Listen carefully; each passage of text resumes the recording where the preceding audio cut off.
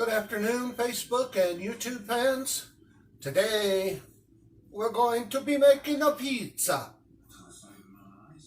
Yep, we're going to make a pizza. In my circle of friends, I am pretty well known for my pizza, both deep dish and thin crust. Today, we're going to try our hand at a thin crust pizza. And I'm going to try a new recipe for the dough. And we'll see how that goes. So I just washed my mixer bowl. I haven't used the KitchenAid mixer in quite a while, so I cleaned it up a little bit, best that I could, and got the bowl all clean and ready to go. So I'm going to gather all the ingredients, and we're going to go ahead and make the dough so it has time to rise before we make the pizza. So it's about 1 o'clock in the afternoon here in Tucson. And we're going to get this started. Okay, so of course I've got flour, yeast. I prefer, when I'm baking, I prefer to use the Platinum Red Star yeast. I find it's better quality. You can use what you want. I just prefer that. Olive oil, salt, and water. I've already put my yeast in a 1/4 cup of the water here. So it'll start proofing and bubbling. So basically we ended up with 4 cups of all-purpose flour, 1.5 cups of cake flour. I did not have any cake flour on hand, so I used about 1.25 cups of all-purpose flour and 1/4 cup of cornstarch, and then I whisked it and blended it all together. So as soon as the yeast is ready, we're going to add all the ingredients and get this to mixing. Hey everyone, I forgot to share with you, when I was measuring the flour,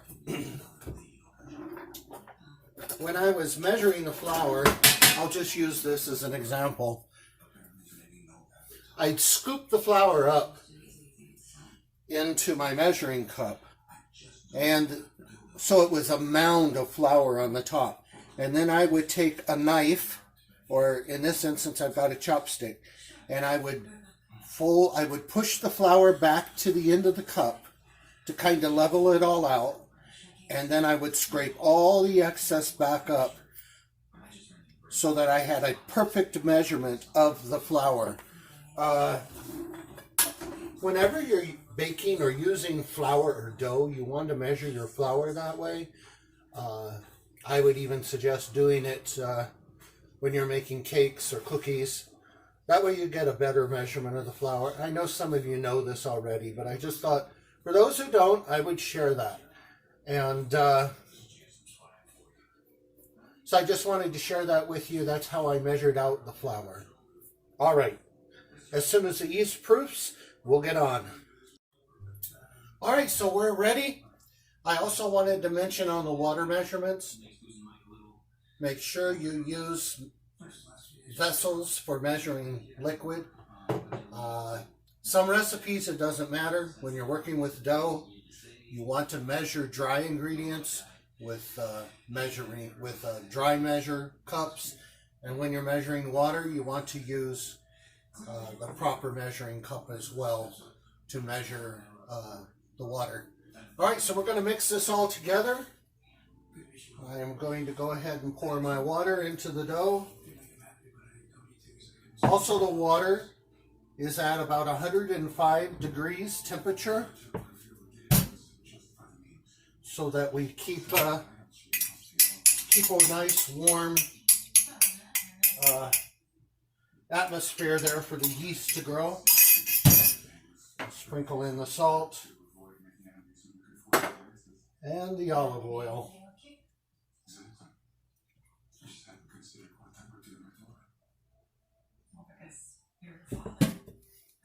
We are going to attach the, well, that's one way to get things done. We're going to go ahead and put the bowl on the mixer here. Snap it into place. And I'm going to put the dough hook on it. Lift the bowl up. Excuse my mixer. It needs some attention, so it's going to be very loud. So I'm going to go ahead and turn it on and get the mixing started. It has to mix for 10 minutes, and looks like I got some oil all over myself. It has to mix for 10 minutes. Here we go.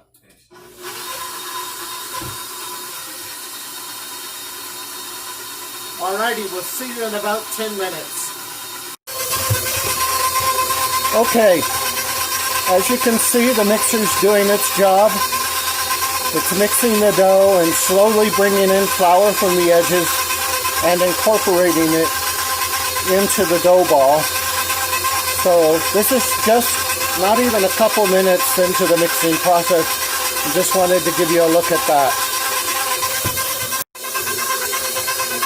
Alrighty, we are 5 minutes into mixing.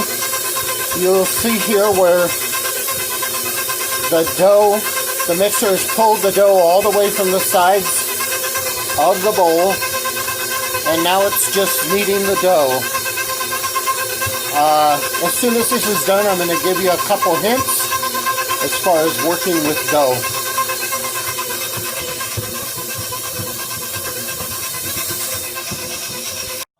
Okay, so we're all done with the mixing. I'm going to show you this beautiful dough. Look at that. Beautiful, soft, pliable dough. We're going to go ahead. I've got a bigger bowl here that's already well oiled with, I used a non-cook spray. I'm going to go ahead and put this in there and flip it over so it gets coated in the spray. And we're going to cover it with some plastic wrap and seal it really good so it can rise.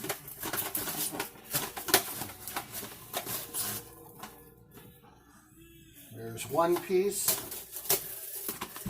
I hate it. Hate it when it does that.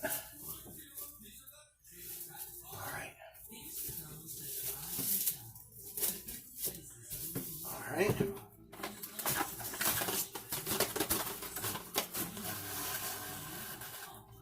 Usually I don't have a problem with it doing that.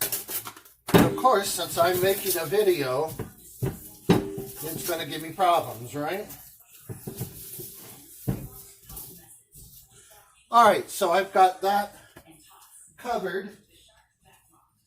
I'm going to get me a new towel here.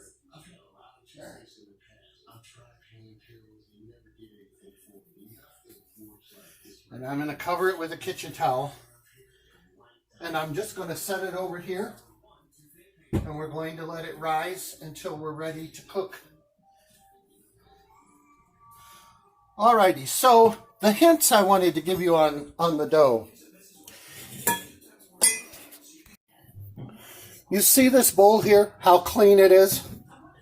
How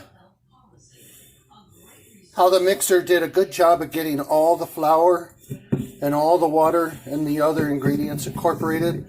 Well, I'm going to tell you, it wasn't always, it wasn't the easiest thing to do. When you're working with dough, there are a lot of variables that affect the dough. How dry is the flour that you're using? What's your humidity in the house? So here's my hint. While you are mixing flour or dough, always have some more flour and some more water ready to go. So, let me bring these over here. If while mixing your dough, it does not look like it's pulling in all of the flour from the sides, then the dough is too dry.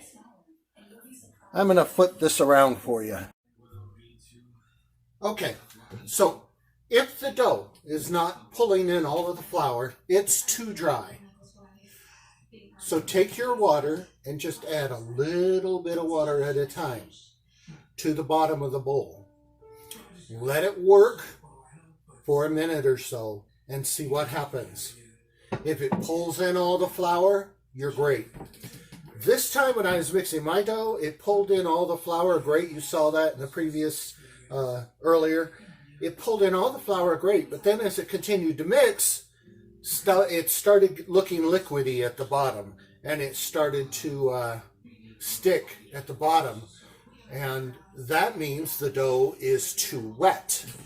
So I simply took a little more flour and sprinkled that into the bowl, and I overdid it, and it got too dry, so the dough started to separate down at the bottom. So that means it's too dry. No problem. I just added a little more water and it brought it all together. And then for about the last 2 or 3 minutes, I watched it and it just remained a solid ball of dough. That's what you're wanting to get to, is just a solid bowl of dough and a clean-sided bowl. I mean, any more cleaner, I wouldn't have to really wash this, would I? I mean, I will. But, all right, folks, so the dough is ready to go. It's rising, and we'll be back later this afternoon when we get ready to make the pizza. I already have my sauce. I made that a couple days ago. It's been in the fridge. Just the flavors all getting married and everything. We're going to have pepperoni, sausage, bacon, of course the tomato or the marinara sauce on the bottom. And I'm going to try something different. I have had this once before in the past. Looky here, people. This is freshly chopped garlic. We are going to, I diced it up, minced it pretty well, and let it sit out. It has been tempting me all day with the smell of garlic. And when it dries out, it easily separates. So I'm going to try sprinkling some of that on my pizza. Not a whole lot. I mean, I don't want to have garlic mouth for 3 days. But we're going to sprinkle some garlic on there. And, then we're going to have some black olives and mushrooms. All right. We'll be back when we get ready to put the dough on the pan and get it all worked out and start building the pizza. So I ran up to our local Sprouts, which is a local grocery store here. That's about the closest as we get to a farmer's market here in the state of Arizona. Went up there to get a few extra things to top the pizza with. Some red onion, red bell pepper, and a green bell pepper, although I'll probably just use the green one. And then I found something else that I just want to show to you. It's just beautiful. And it's very appropriate for this time of year. But look here at what I found, y'all. This beautiful bag of braided garlic. So I'm going to hang this up somewhere. It says it'll last for up to 6 months. So I'm going to hang it up and use it as decor, as well as use it for some cooking. So I just have to find a place to hang it up. And I'm thinking right up here on this wall might be a wonderful place for it. Alrighty, I just wanted to share that. And I'm set for garlic for quite a while. Alright, we'll be back with the pizza. Alright everybody, it is time to build the pizza. I've got my pan out. This is a 16-inch pizza pan. I am going to take a brush and some olive oil, and I'm just going to grease the pan a little bit.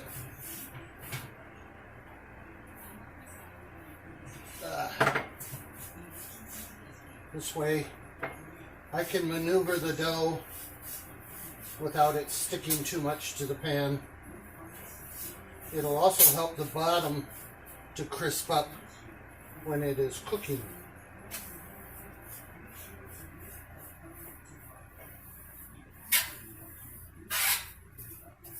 Alrighty, so we've got that done. I'm going to set this aside because we're going to use it again to brush the dough.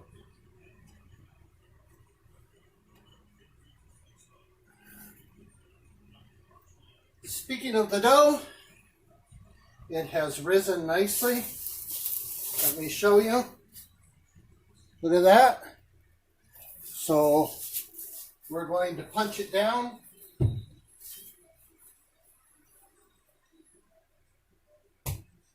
One punch is enough, and down it goes.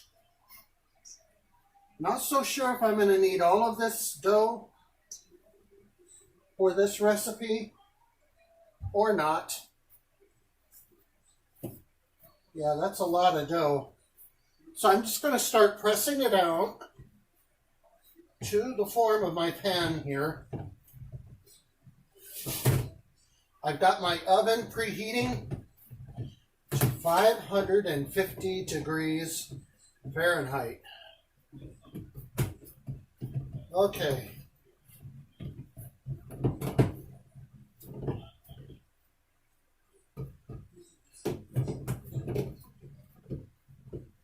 I'm trying to push some up on the side so I get somewhat of a rim.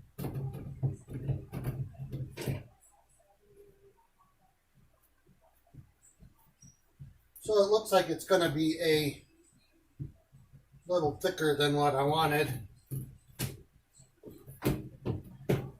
I know I could probably tear it in half and press it out a little thinner, and then use the extra dough for garlic sticks or whatever. But I'm just going to work with it the way that it is.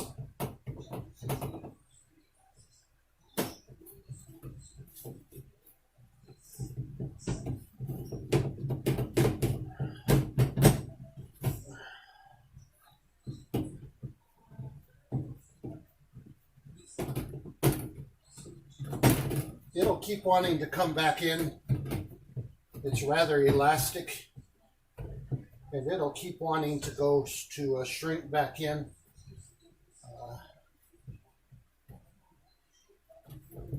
What I suggest is just work with it. Keep working with it, and it'll eventually stay where it's supposed to. Alrighty. Make these look a little nicer.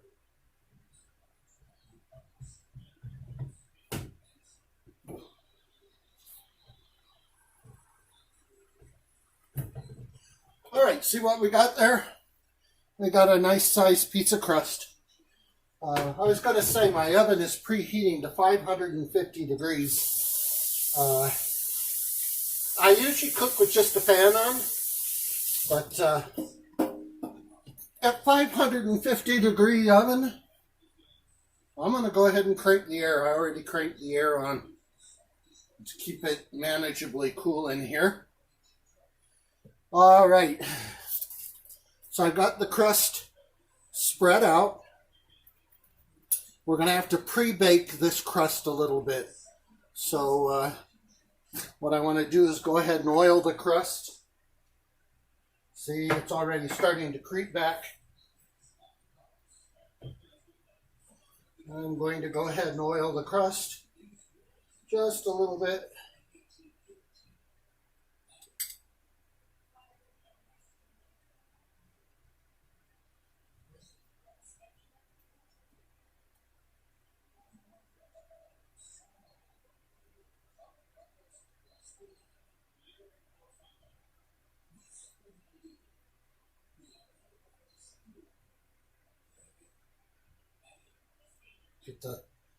Get the edges real good. All right, so we got that done. Now I'm going to show you a neat little tool that I just got the other day. It's called a pizza or a dough ducker. You can use it on more than just pizzas. But what it does is punch little holes in the dough so the dough doesn't bubble up and rise. So I'm going to run that on here a few times.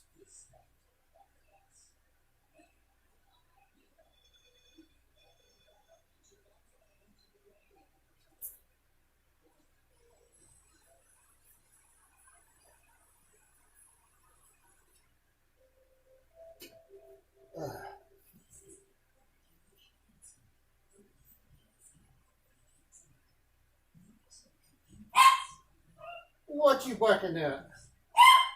Huh?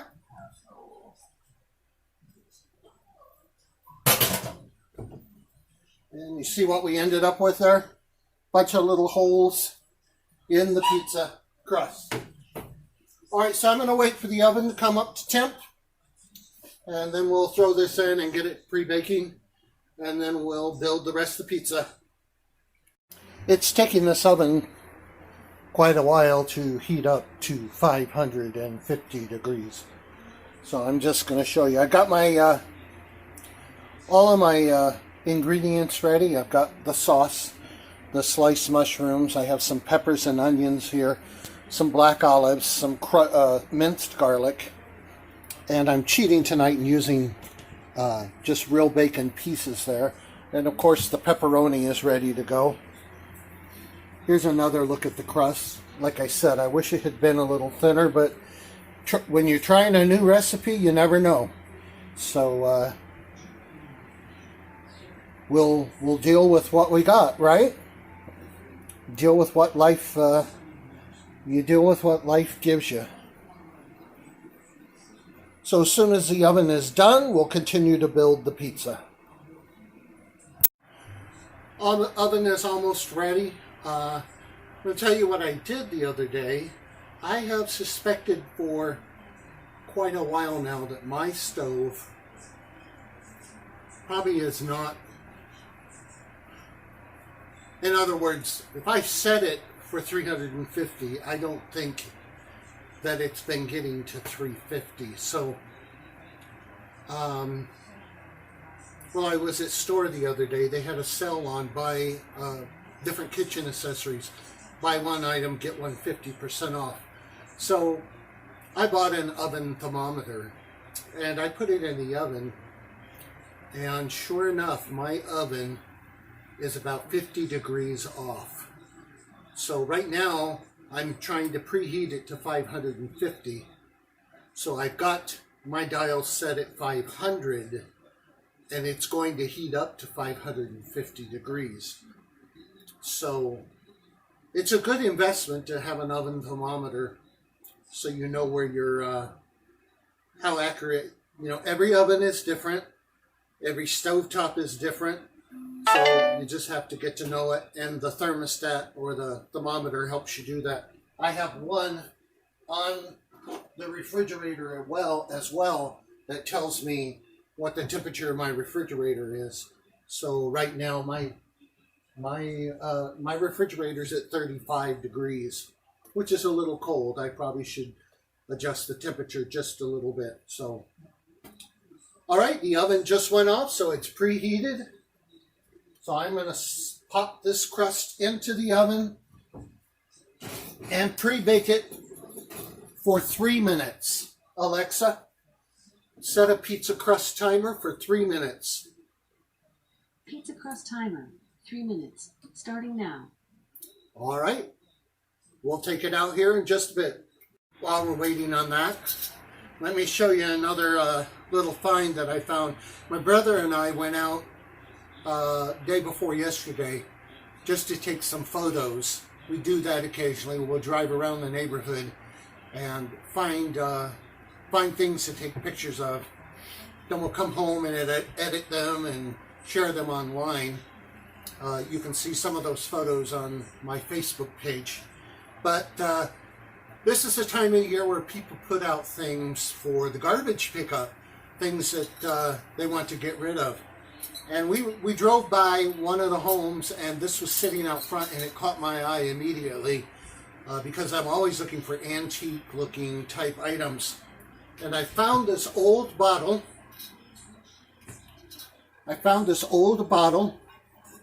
It's got ribs on the edges here. It's a gallon size or a liter size with the original lid on it. It's a metal lid and a metal handle.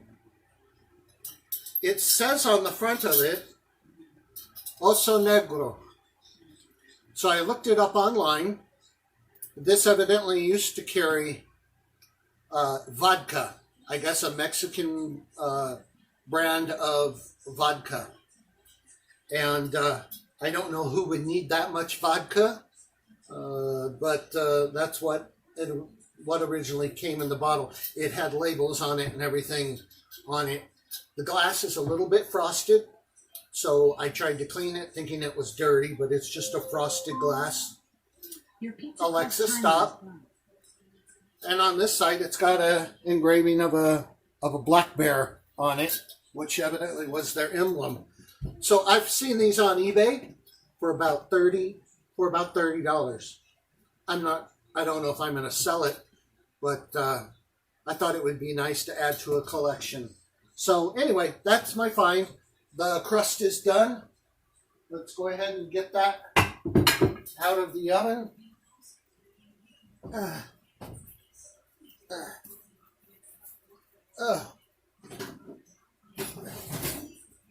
Oh, let's see. Oh, let me get another.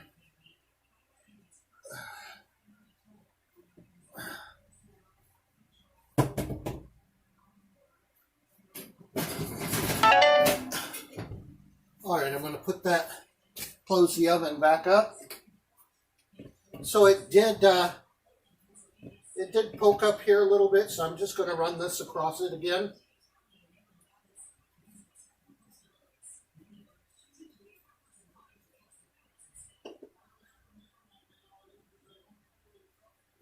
Smells lovely.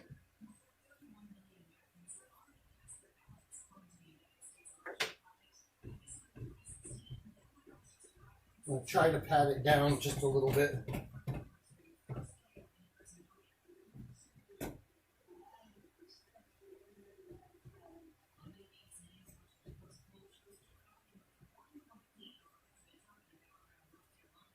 Alrighty. So let's start building our pizza. First thing we're going to do is the sauce.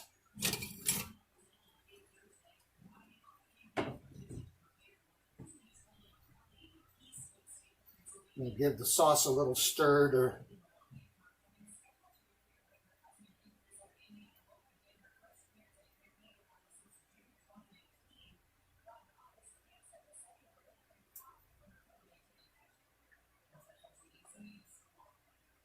And we're going to spread that around a bit.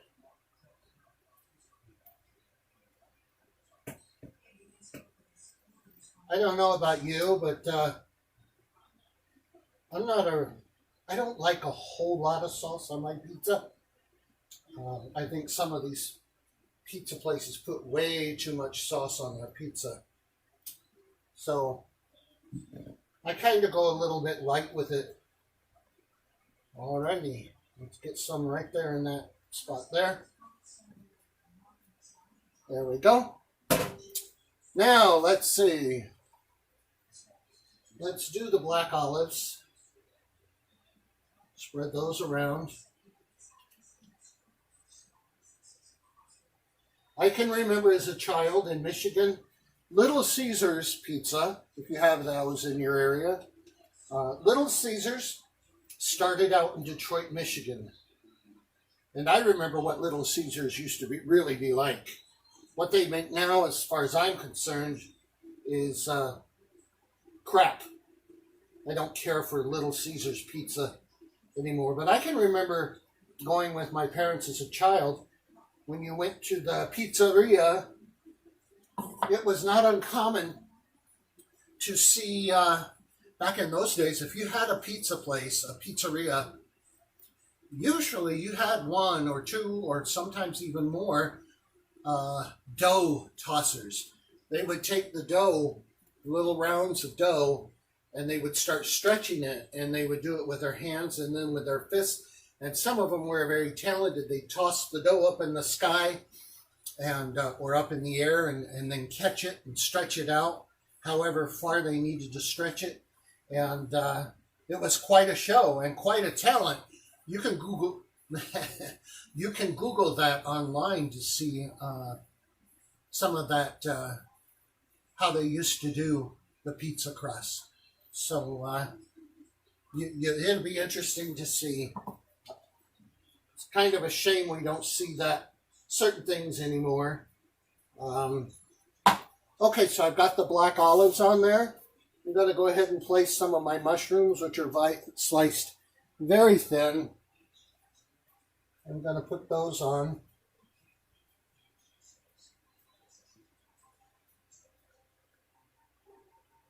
Of course, as a kid, my favorite pizza was pepperoni. I didn't know about other toppings until I got much older. Started experimenting with different types of pizzas and discovered that I liked mushrooms on pizza. Some people don't. That's fine. You put on your pizza what you like. All right, that's the mushrooms. I'm not going to go any further with that. I'm going to put on some green peppers.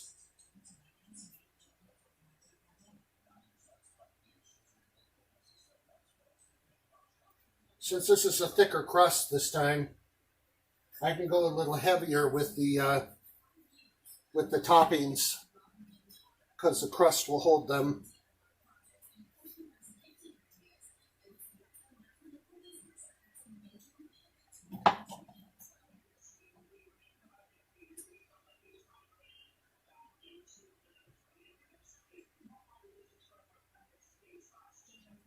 Alrighty, a little onion.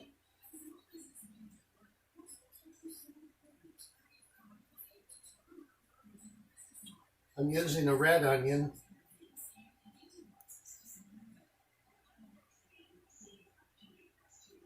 Just enough to give it that wonderful onion flavor.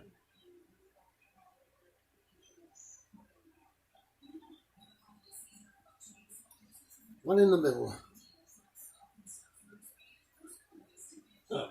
Alrighty. Look what we've got so far.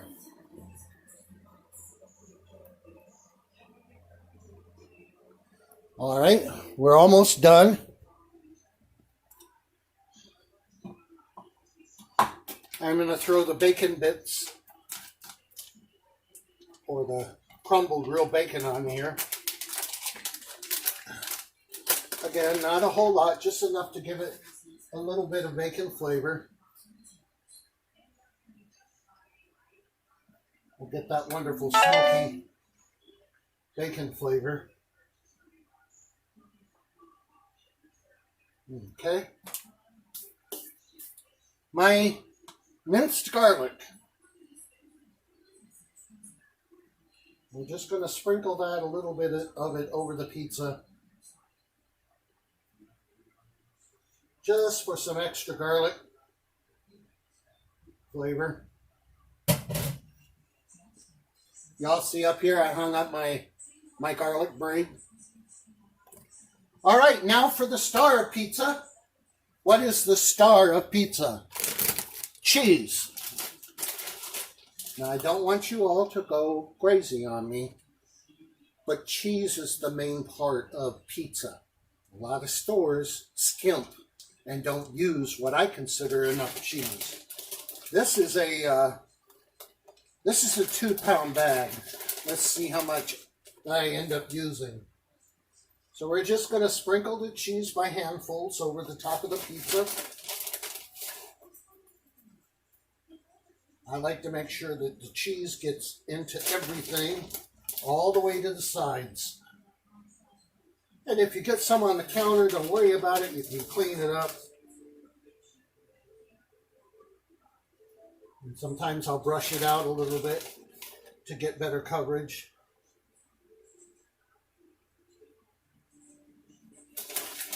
That's looking pretty good.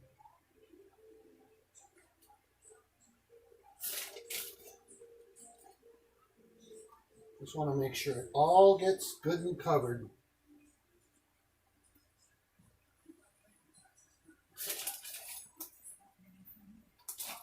All right, I'd say I used about 3/4 of that bag. I know it's a lot, but with this pizza, trust me, you won't be able to eat hardly more than one piece. So I got my pepperoni. I go to a deli. I go to the store and I go to the deli and I get my pepperoni because it's sandwich pepperoni. It's bigger. And that's the way that I like it.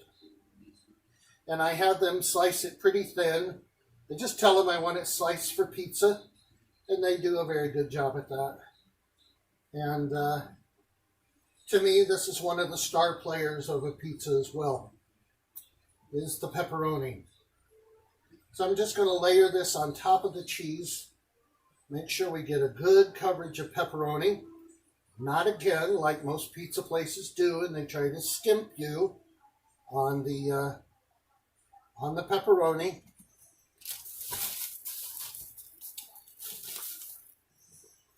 This is, I've got about a half a pound of pepperoni here. Not going to use it all. And one in the middle. I would say that's pretty well covered.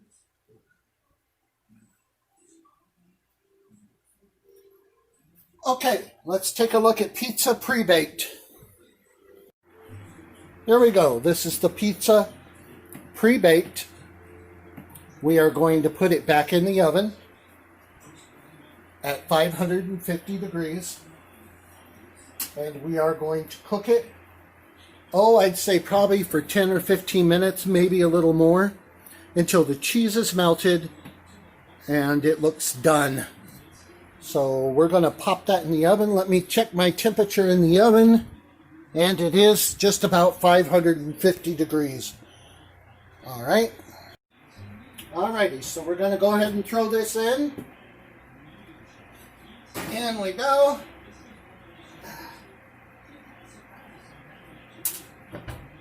Alexa, set a pizza timer for 15 minutes.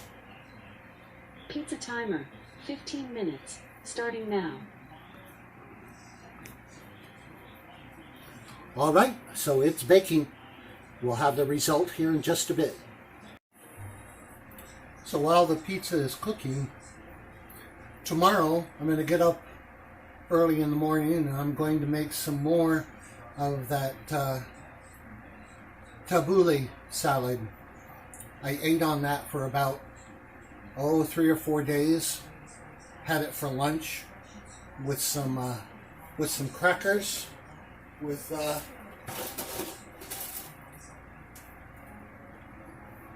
I just bought the store brand everything crackers. They're the larger crackers, and enjoyed it so much I'm going to make some more. I'm going to make some more basically because I overbought on the parsley, so I need to use that up. So I've got the parsley, and I bought some more mint and some more tomatoes, and I've still got cucumbers left. So we're going to make some more of that to snack on for lunch. Something I really enjoy, and it's a lot more healthier than sandwiches or potato chips or whatever you normally would have for lunch. I just saw the doctor yesterday, had all my blood work done, and all my cholesterol levels look really good. My good cholesterol number is a little down, but when you figure that the total cholesterol number has come way down, it makes the percentage very favorable. The doctor was rather impressed with that. And everything else in the blood looked good. We're still trying to find the source of the pain that I'm experiencing even now. So we're back to thinking his original thought, that it is with the neck. For those of you who don't know, I have severe disc degeneration between the C4 and C5 vertebrae in my neck, and arthritis has set in there. And at work, I spend a lot of time looking down constantly, and that was causing, I guess, a lot of stress and pinching a nerve and causing the pain to radiate down here into the chest area. So hopefully he's right on that. I did get a referral to some physical therapy for it, as well as a referral to a pain management clinic. Perhaps they can do some injections or whatever to help with the pain. I wish you could all smell this kitchen right now. It smells like a pizzeria for sure. So I'll be back here in just a bit with the finished pizza, and I'll try to figure out a way to share it with you over the internet here. Of course, I'm already sharing it with you, but wouldn't it be nice if I could just hand you a piece right through the camera here? All right, we'll see you in a bit. The pizza is almost ready. I can't wait for y'all to see it. We're going to feast tonight, that's for sure. All right, we're down to 40 seconds from being ready. I already took a peek. It looks good, everybody. Once we take it out of the oven, I'll show you the product.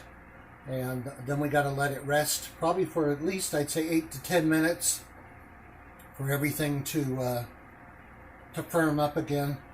If you try to cut a pizza when it's too hot, you end up with just the cheese going everywhere. So we shall see what we've got. I don't know about you, but pizza's always been a favorite of mine. I don't like to eat it a whole lot. There we go. Your pizza timer is done. Alexa, stop. All right, so let's pull the pizza out of the oven and let's see what we've got.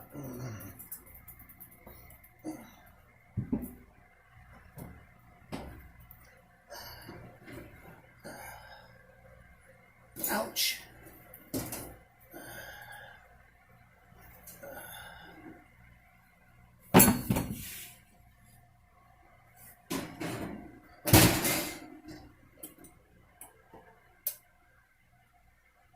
Oh, thank goodness we can turn that oven off. It was getting quite warm in here. There you go, everybody. There is our wonderful 16-inch pizza. We're going, like I said, we're going to let it cool down. Looks like the crust got lovely and brown. And we're going to let it rest for about 8 to 10 minutes. Got my pizza cutter ready to go here, and we'll go ahead and cut it up, and we'll pull out a slice and I'll let you see. All right, we'll be back in just a bit here. All right, we are done. We are going to go ahead and slice this pizza up.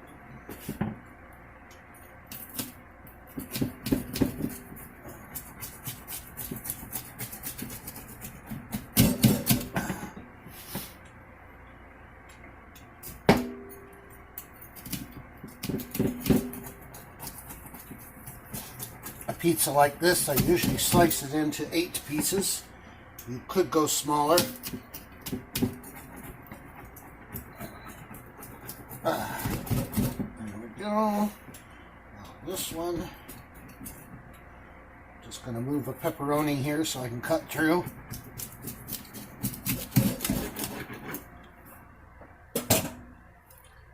All right, and let's see what we've got here.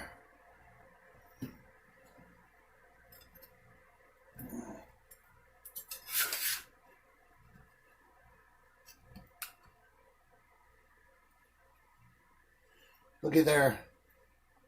Nice, good amount of crust. Wonderful toppings on it.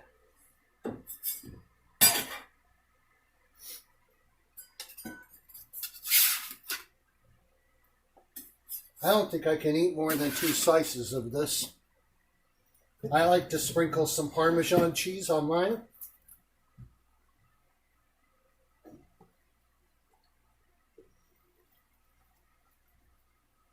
Typical Parmesan, it either all comes out at once or it doesn't come out at all. There we go. And I like my pizza with just a little bit of salt.